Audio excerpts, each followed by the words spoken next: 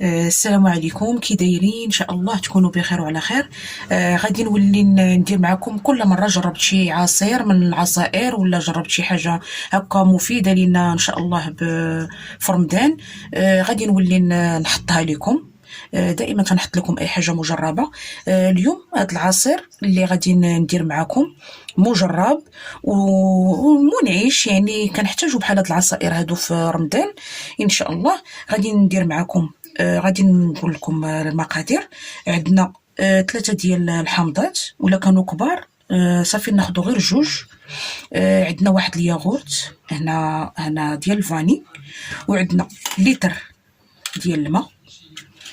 عندنا السنيده على حسب الذوق. المهم انا هنايا دايره 5 ديال المعالق، ولكن نتوما والذوق ديالكم، بغيتو ناقص من السكر غادي ديروه ناقص من السكر.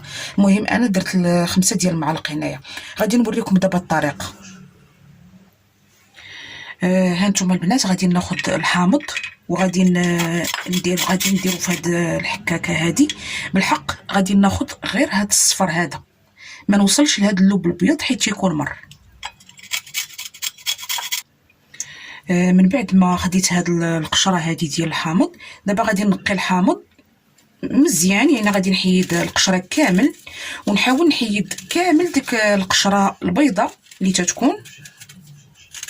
نكمل معكم.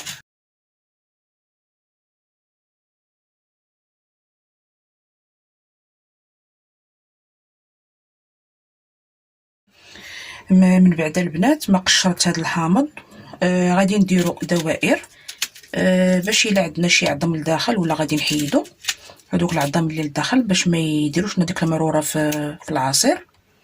كله غادي نقطعوها هكذا دوائر باش غنحيد ليه غير العظم. دابا ملي درت هاد الحامض هكذا دوائر وحيدت ليه العظم، غادي نديرو في الخلاط. غادي ندير القشور ديال الحامض،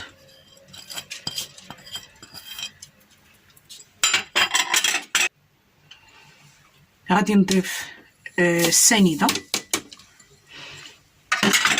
غادي نضيف الياغورت،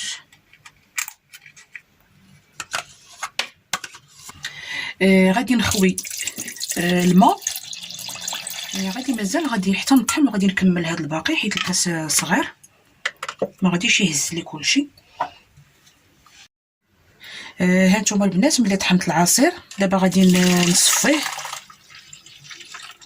صراحه بغيتكم تجربوا هذا العصير لانه مجرب ومنعش، يعني كنحتاجو بحال هذا. انا كنكمل الماء اللي عندي. كيجي رائع البنات بهذا هذه ديال الحامض. بغيتكم تجربوا هذا العصير. مازال غادي نعطيكم عصائر اخرين.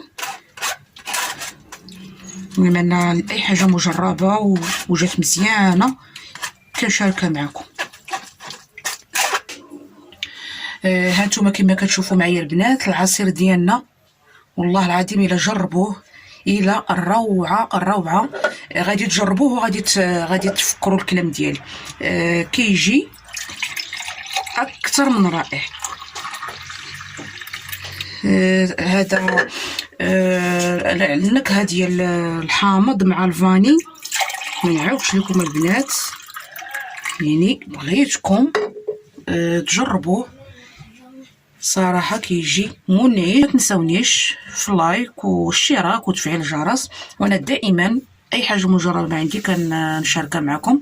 وان شاء الله نتلاقى بكم في فيديو اخر ان شاء الله.